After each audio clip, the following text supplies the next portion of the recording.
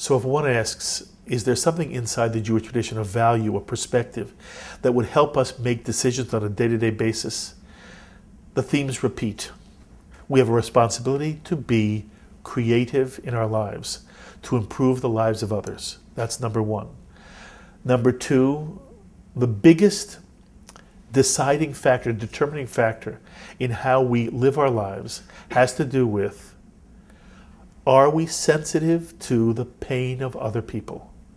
We have no right to needlessly hurt another person, needlessly.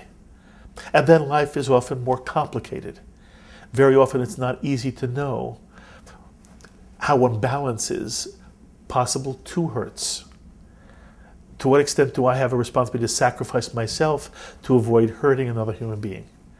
And here the Jewish tradition begins with a wonderful sense of self. The Jewish tradition begins by saying, you have a responsibility to yourself. The first thing you must do is protect your own dignity. There are traditions which say you have a responsibility to turn the other cheek. It's not a Jewish notion.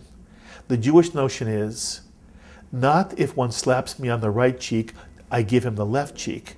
The Jewish notion is you do everything you can to stop from being hit on the right cheek to begin with. You have no responsibility to sacrifice your own dignity or integrity. But out of your own sense of dignity and integrity, you have no right to slap someone else. And in decision making, the first thing you must do, says our Jewish tradition, is understand your own sense of self and then extend it to another's. And there's an interesting drash on the verse, and you shall love your neighbor as yourself. The rabbi says, what does that really mean? And what it means is, say the rabbis, as you are being kind to yourself, as you're able to forgive yourself, to excuse yourself, to be patient with yourself, to somehow understand how you cannot be a perfect human being, you must bring that same sensitivity to your relationship to others. And when it comes time to make a decision about what you do with your life or how you treat other people, first, yes, respect your own self, but always be sensitive to the other person's perspective and feelings and needs.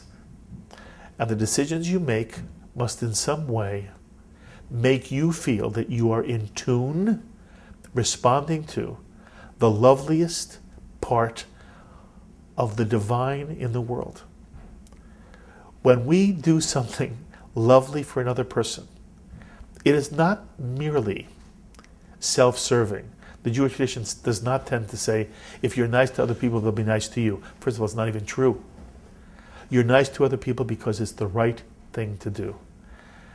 And so whether your decisions have to do with how you treat other people or how you build your own life, the question you always ask is, am I doing something in tune with the finest feelings inside me and the relationship to the divine in this universe that wants only one thing from all of us?